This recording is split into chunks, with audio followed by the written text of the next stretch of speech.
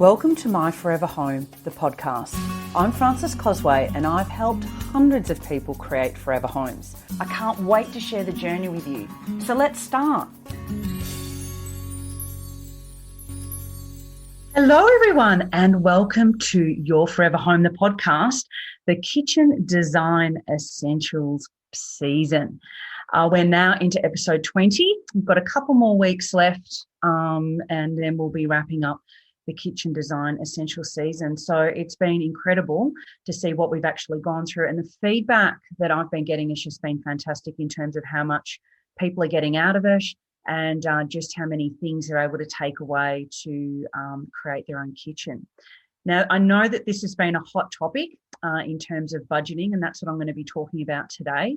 I've had a few requests about, when are you going to do budgeting? And are you going to do budgeting? Well, of course, because it's such a important part of creating your kitchen. So whether it's a makeover, whether it's a renovation, whether it's a cosmetic change and you're keeping the structure, or you need to make a few structural changes, or whether it's a brand new kitchen. Today, I'm going to be talking about how you can get an idea as to what your budget will probably need to be, but also to give you an idea of some of the things that you need to consider. And then with some of the episodes I've done in the past about materials and whether they're entry level, whether they're high end, when you combine those episodes together with today's episode about budgeting, you're going to be armed with giving you a really good idea about the direction you can go with your materials and just some of the things you need to think about. And I'm also going to talk about things that are often forgotten about that need to be included in your budget and getting it done in terms of getting your kitchen done. And if you're watching this on YouTube or you're watching this as part of the Beautiful Kitchen Design Made Easy course, special shout out, you'll notice my hair's a bit different because after 15 weeks of lockdown, and I got my hair done a week before that, I was able to go to the hairdresser. So it is an exciting time for Melburnians that the light has been shown and we are finally seeing the end of the tunnel, and it feels very bizarre. But yes, my hair is very different today because it's been growing for 4 months. And I thought, well, why don't I just do something a bit different? So there we go. Just a little bit of I am looking different and all my greys have gone. So it's certainly a happy time for me today to feel a little bit more normal, to put earrings on and actually leave the house. So that aside, let's kick into talking about budgets and budgeting. So one of the first things you need to do is work out what your goal and objective is actually with regards to this kitchen that you're creating. Is it a makeover? Is it a freshen up where you're just going to do some really basic cosmetic changes? It may be painting the cabinetry. It may be putting in a new splashback.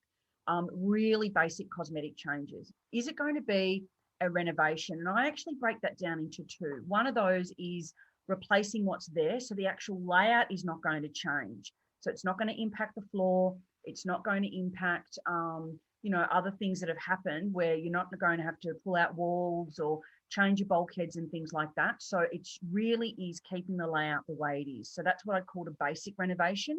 And then a notch up from that, a big notch up from that, I would say, is where you're going to rip out the kitchen. You might change the layout. It is going to be quite a different space that you're creating.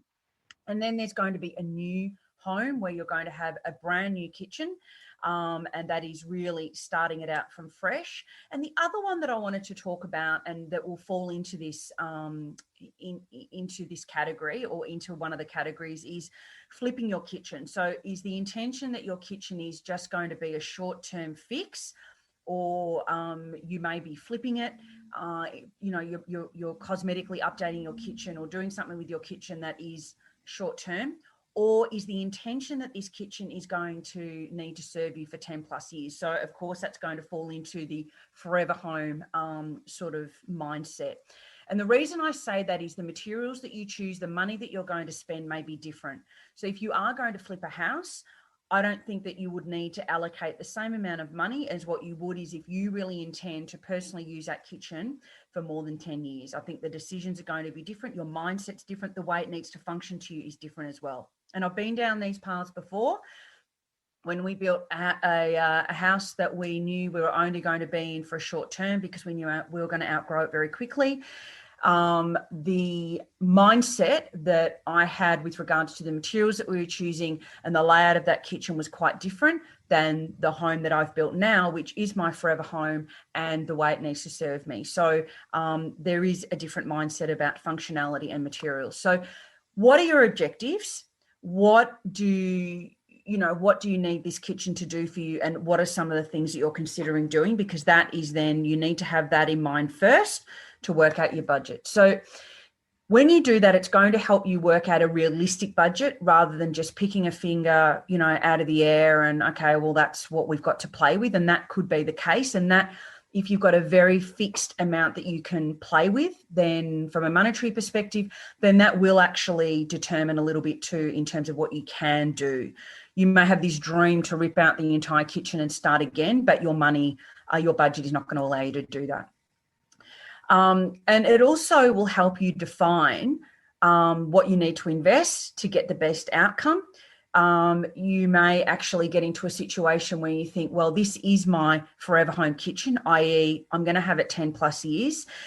And again, I will go back to forget about the trends, because if you're playing the game and you are being really true to yourself about the sort of materials and the colors that you're incorporating, and that you are really choosing things that you love and you've got the functionality really well, there's nothing to say that kitchen can't last you 15, 20 years. Don't buy into this, kitchens need to be replaced every 10 years because of trends. Because for those of you who know me and have followed me long enough, I don't buy into that. I don't buy into that at all. So there's nothing to say that kitchen can't last you well beyond 10 years. So what I'm trying to say here is you could easily, not easily, but you may decide that you're going to then set aside a bit of extra money for the kitchen because it needs to work so hard for you, and maybe hold off on something else. And I'm going to talk about that as well. So it also directs you, once you know what your budget is, it's going to direct you on the types of materials, finishes, appliances, all those sorts of things that are going to sit in with your budget. And I'll get into that a little bit more as well. But remember, and I suppose this comes back to the point before, that it is one of the most important rooms in the home. It is incorporated into your living and your dining if you've got an open plan space. And so my suggestion with our clients is maybe we put a little bit more into the kitchen so that it can serve you so much longer. And maybe we put something else off. Maybe we delay another part of the project. So maybe we delay some of the inbuilt cabinetry. We set it up, we know it's coming, but maybe we just, allocate that couple of grand that was going to go into built-in cabinetry in the living room, and we put it into the kitchen. And then, when we've got the money to do the built-in cabinetry, we do that then. My belief is that it's a little bit, because it's such an important space, that I would delay something like built-in cabinetry, or maybe it's even more funds that you need, and you delay the entire renovation of the ensuite to get the kitchen right, because it's a little bit of that. And I say this to people when they're going to decorate their whole home and get their furniture, and we're going to get everything from IKEA. It's a short-term mindset, and I feel that it's better to wait and get it right.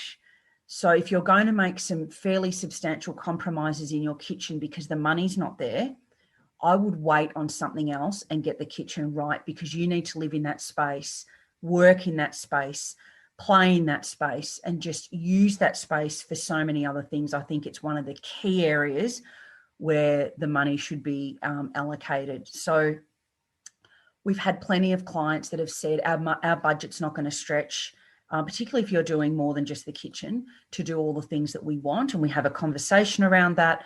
And it's like, okay, so what can we delay? Where can we channel funds elsewhere to get them into the kitchen so that, everything's going to come together as you want it, rather than being a bit of a short-term mindset and rushing to get it done. And then you live with that decision. It's not easy to, change your bench tops and, all that sort of stuff. So really think about that and think about the long term. And maybe some clients have even said that, okay, I'm going to even wait a little bit longer to even start the project of renovating my kitchen until we've saved up a little bit more, because I know that I'm going to have compromises that are going to drive me nuts. And if you want to have something that's going to last for your forever home, then I would actually wait. So I suppose this has come from living in Europe and really being exposed to this, getting it right, waiting, investing in quality, rather than having a short-term mind fix. And so I call that, short-term fast fashion. And I'm not saying that that's what it's going to be by any stretch, but in terms of decorating your home, that comes in a lot. And just think about how hard the kitchen's got to work for you. Sometimes it's worth waiting, as hard as that is. And look, I've lived through all of this myself, just waiting until I know that I can get it really how I want it to be. I also wanted to go back to when I had Jeremy Gates on the show, right at the start of the series, and we talked about, and that was builders' insight into big mistakes that people made with their kitchen. And one of the key things he said was that compromising on the design and actually not getting, that one of the biggest mistakes people made was not utilising the space in the best way they possibly could. So they went and spent all this money and to get a new kitchen, and yet the compromises on their space, they didn't utilise the space they had in the best way they could. And he said that that was often because an interior designer wasn't engaged to see that space for all that it could be. And so they spent all this money, and what a compromise it was that they couldn't get out of that space what he could see possibly it could have been if they had have engaged the experts. And I see it a lot when we are redesigning kitchens that have been designed, not actually designed, I should say. It's been, as I've said many times, cabinetry to fit a space rather than it being properly designed. And it makes such a big difference. And so it is really worthwhile, and it's an investment. And clients sometimes say, or prospective, I don't think I can afford to get it designed by you, but it may actually save you money and minimising the regrets that you're going to have. And as Jeremy says, utilising that space in the best way possible and working every single inch of that space. And so it's not money well spent. In fact, it's been a waste of money. So think about that. Maybe even go back and listen to Builder's Insight in the Kitchen Design Essentials series to just refresh your memory on some of the big mistakes people make. And I wanted to bring that out again today because it is really imperative that you factor that into your budget. But also, and I've seen the outcome of that many, many times, is that we're able to achieve for clients what they never, ever thought was possible. Built-in pantries when there was never one, and how are we ever going to fit it in? We've done it for them. Servery windows, I said, I can't see how this is going to work. We need to have our sink here and blah, blah, blah, blah. We've made it work for them. Appliance cupboards, I don't know how we're going to get the space for that, and I don't want it in a corner. We've made it work for them. We have a different set of expert eyes. We're trained to see things that you may not. And that's what you pay us for. But isn't that worth the investment to really get this space to work really hard for you? All right, so how do you go about setting your budget? So we've talked about understanding your goals and objectives and really working out what you ideally want to be able to do. But what do you need to spend your money on? So these are some of the things that you'll need to think about and get a figure for to work out, okay, this is what I need to spend my money on to get this kitchen. So there's the design and the consultants. So it may be not only interior designers for the elevation and the layout of your kitchen, but it could be that you need engineers involved because you may need to move walls. You need to make sure that things are structurally sound. You'll need your products and materials, which is very obvious. You'll need, maybe there's a demolition cost if you're not going to do it yourself. There's rubbish removal. Don't forget about that. It's often forgotten about, but that's not included in a lot of instances. You need to get rid of the rubbish. Maybe you need a lighting designer, which people know I just did lighting last week. Very, very important. Different tradespeople, or are you going to get a builder that's going to basically manage the whole thing? or you're going to manage a whole lot of different tradespeople, which I'll talk about in a moment, but that can also lead to a whole lot of issues in itself. Freight, getting things and resources and materials and from different locations, there may actually be a freight consideration, particularly if you live in an isolated area. Your freight may be a little bit more than standard. So factor all of these things in. You may also need to factor in the opportunity cost of you taking time off work to be able to manage all the trades. So think about that too. That is a cost.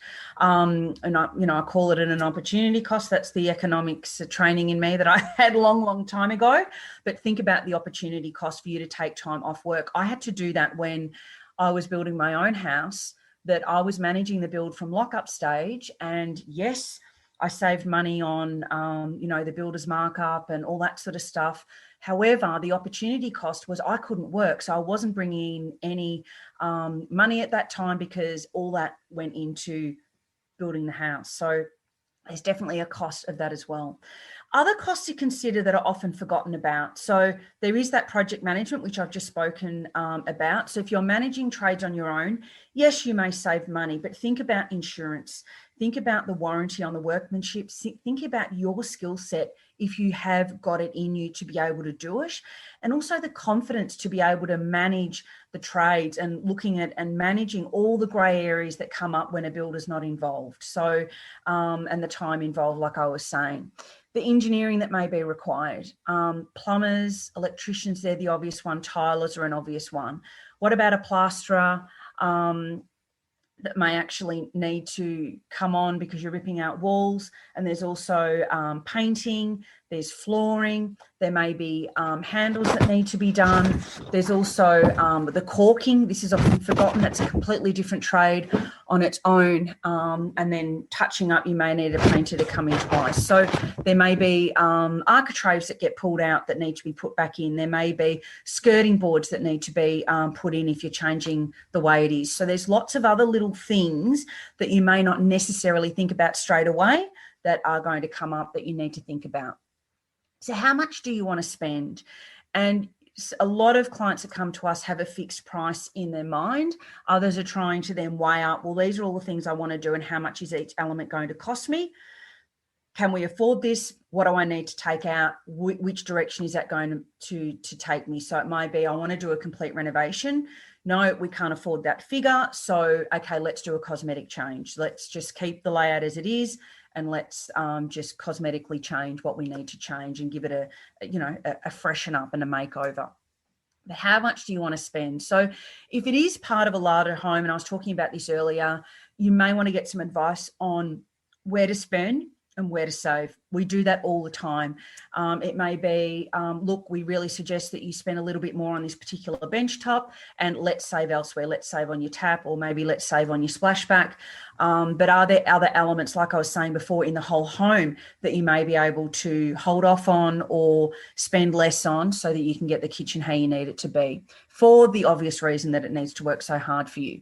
Are there other materials that you can reuse? So can you reuse the carcasses? Can we upcycle other things? Can we reuse other things? So think about that as well.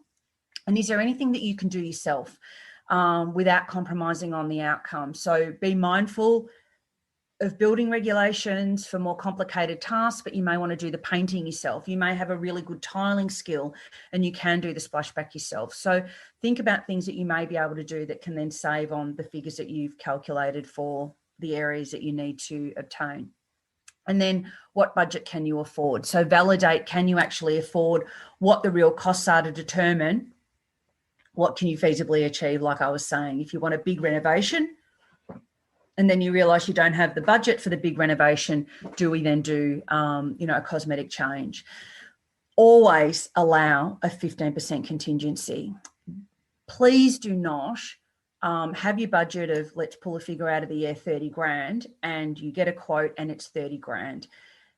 Particularly if you're doing a renovation, inevitably there is going to be something that comes up that you're not, expecting. When they took the plaster off, took off more than they expected, or there was rewiring that needed to be redone. It's always going to be something that you just completely unexpect to happen. So have that 15% contingency. What a bonus if you don't use it. but it's just going to give you a buffer that you can tap into if you need to. So you don't want to get yourself into any hairy situations where you can't afford to get it finished without the contingency. But particularly relevant and important for renovations. With new builds, I would always say have a 15% contingency for the whole project anyway. So let's talk figures. What can you do for a particular figure? So just to give you an idea, obviously you'll need to tap into the list and actually get costs on everything that is going to need to be done. And it may be, instead of getting all the individual trade costs, you just get from a builder, which is easier. And obviously then from a project management perspective, it's going to be easier. But then all the other costs in terms of appliances and tiles and bench tops and all that sort of stuff, you can actually then go and get indicative figures for that to give you an idea. So I'm going to give you indications only. So these are current as of 2020, but it's also going to be dependent on the finishes. It's going to be dependent on the extent of cabinetry, extent of the bench tops, how big, there's a big difference between having, 1 metre bench top and a 3 metre bench top. It's also going to be dependent on whether you've got, a big walk-in pantry, butler's pantry. And remember that one material or fitting may be more important than the other. So this is not saying that you can have it all, that compromise may be required in the list that I'm going to give you. So around $5,000, you're really looking at having a basic makeover. So cosmetic changes only. You may pop in a metal line splashback over your current splashback. Everything I'm going to talk about here has been covered off in other episodes in terms of the materials that I'm talking about.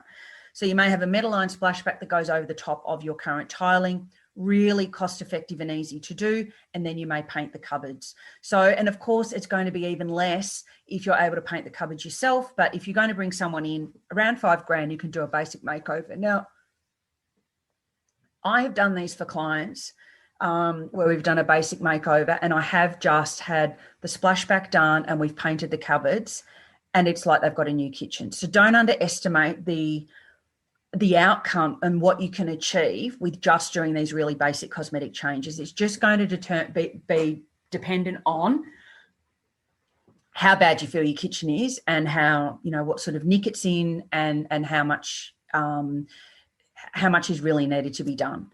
So around 15,000, we're then upping the ante on that cosmetic renovation. So we retain the current layout, that's really important. And then we're going to do cosmetic changes. So they'll be painting the cupboards, maybe replacing the splashback instead, a new bench top, possibly a new sink, a new tap. It's going to make big changes.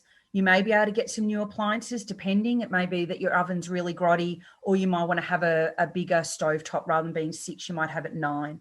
You may need to manage much of this yourself rather than having a builder come in. So you can get quite a bit done for 15,000, but it is going to be a cosmetic renovation. So what do we get between 20 and 40,000? And if we're moving towards the 40K mark, it is quite a good budget for a kitchen renovation. You'll get some really good choices. You'll get really good, flexibility in the sorts of finishes that you would like. So there may be some structural change, and often the structural change takes a big chunk of your budget. And that's really difficult for me to say here, how much is a structural change going to be? It may be that you're just going to remove a nib wall. It may be that you're going to, knock out a whole wall and you need some steel support. So it's so dependent on the change, but structural change can actually really eat into a lot of your money. It may be that when you rip out a kitchen, for example, the floor hasn't gone all the way through underneath the cabinetry. And I spoke about that in an early episode, that I would always suggest that you run the floor the whole way. But in a lot of instances, people haven't in the past, or they don't. And then when you're ripping out the kitchen and you're trying to change the layout, you actually end up having to replace the floor. So this is dependent on so many other things. But what else are you going to get between the 20 and 40K that I haven't already mentioned? You'll get in the previous one, you'll get joinery design and a layout drawings by an interior designer. There's no reason that that's not achievable with this sort of budget. You're looking at reconstituted stone bench tops, possibly even the ability to have Decton, and maybe some natural stones will fit into that budget as well. refer to the benchtop episode that I did. There's 2 episodes on benchtops to go through all the different options and the different types of budgets that may suit. You'll be able to get some really good brand appliances. And again, go back to, there's 2 episodes on appliances that you'll be able to tap into some really good brands that you can look at. And you'll be able to afford having a builder managing the process for you, which is going to save a lot of stress, but a lot of time management. And, and if you're not confident in that area, you'll be able to get thermal wrap cabinetry, 2-pack, or even a higher end cabinetry, laminate cabinetry. So the 20 to 40K is good. Then we're looking at upwards of 50. So what do we get if we're going to hit maybe between the 50 and 80K mark? And look, that is where we are getting really good budget for a pretty flash kitchen. So customer cabinetry joinery, custom cabinetry joinery, not customized, but sorry, custom cabinetry joinery design and layout, all by an interior designer. You might be able to then get some recycled glass bench tops if that's something that's really important to you. Definitely Decton, some luxe ranges of reconstituted stone, not forgetting that reconstituted stone sits in so many different price points, whether you're starting at the builder's range or going right up to the luxury end. And that's what I'm saying here, the luxe end of the reconstituted stone ranges you'll be able to put in. You may even want to look at porcelain bench tops. Mid-range European appliances, some of them could even be high-end. You've got matte laminate cabinetry, which is a much higher price point than normal laminate. Some really sensational feature lighting, getting a lighting designer in, and having things like a steam oven, some special appliances, and a semi-integrated dishwasher, fully integrated dishwasher. All of those things are going to be achievable in that sort of budget. When we're going 80 plus K, 80 plus thousand, we're really going into premium kitchens. And that's where we're doing really high-end natural stone, your really high-end marbles, freeform concrete bench tops, Decton as the cabinetry fronts, really high-end laminates like your matte, fingerprint resistant, and also some of the wood grains, but also in this sort of price point, timber veneers and solid timber cabinetry is also possible. Really good sized butler's pantry, that's also achievable in a $50,000 kitchen. You're going to have your zip taps, your billy taps, they're all going to be in your high-end kitchens. Really high-end European appliances, your Gaggenau, really pretty sensational ovens and so forth, and specialised items, built-in coffee machines, maybe having 2 ovens. They could be 2 wall ovens. You could have a wall oven, a freestanding oven, draft-down range hoods, or even flush ceiling mount range hoods, which are, pretty sensational as well. Lots of built-in appliances, so built-in fridges, built-in dishwashers, built-in freezers. That's all just going to be a given in a kitchen of this sort of at this sort of end of the market. And then really high-end tapware and really high-end sinks. So, it's really just upping the ante on what's available in terms of your finishes. But you're not going to get, for example, timber veneer cabinetry in a $40,000 kitchen. It's just not going to be achievable. But you can get a really, really good kitchen. We work often with, 30, 40, 50,000, and you can get a really stunning kitchen with some pretty sensational things in it. And I suppose it's about, slicing and dicing. You may have a really amazing oven, but you may not have a built-in fridge at that sort of price point. It's when you're looking at 80 plus, you can have it all. But at that 40, 50,000 mark, you can have so many different things that are really quite high end, but then you might downscale it in another area. So you might have your heart set on that natural stone. And so that is going to be the important piece for you to channel your money into. And then you might compromise on your sink. Not to say that you need to end up with a rubbish sink, but it may not be the all bells and whistles. So I think going back to some of the other previous episodes of the Kitchen Design Essentials season, this whole season will outline the budget, the medium, and the high-end finishes and materials to consider. So in each episode that I've talked about bench tops and cabinetry, I've talked about what's more cost-effective to what's really high-end to what is sort of a medium sort of finish. So that's going to help you determine, okay, well, if I'm sitting in this sort of medium end, what are the sorts of things that I can afford? Where can I go and start looking? So budgets. Now, the other thing I wanted to draw you to was there is a really awesome professionally designed budgeting template, which will basically list out everything for you that you need to consider, and you can write in there, this is what my budget is, these are the things I'm looking at, in the beautiful Kitchen Design Made Easy course. So that's not the only resource that's available there. They're all professionally designed resources that you can print off, take to wherever you need to go, the showrooms, now that they're all going to be open again in Melbourne. All over Australia, they're open anyway. So don't forget about that course. It's a great time. You not only get that, but it's also the full transcripts of every podcast in the season. So not only can you find the podcast there, but you've got all the transcripts and the printable resources. And the transcripts are really good for highlighting the areas that are really important for you or making notes in the margin. And so the course is only $99. So there's just so much to get in there to help you. But I just wanted to mention it because we're talking about budgets. And so there is a really good budgeting template in there. I hope it's given you an idea. I've got to stop saying hope. I trust that it's given you a really good idea about what you can sort of get for your money, but also where to start and the sorts of things that you need to consider. But don't forget to go back to your objectives. Don't compromise on, maybe waiting a little bit or waiting for something else that needs to be done in your home to really make that kitchen work super hard for you. So next week, I'm going to do because they're becoming so incredibly popular, next week I'm going to talk about outdoor kitchens.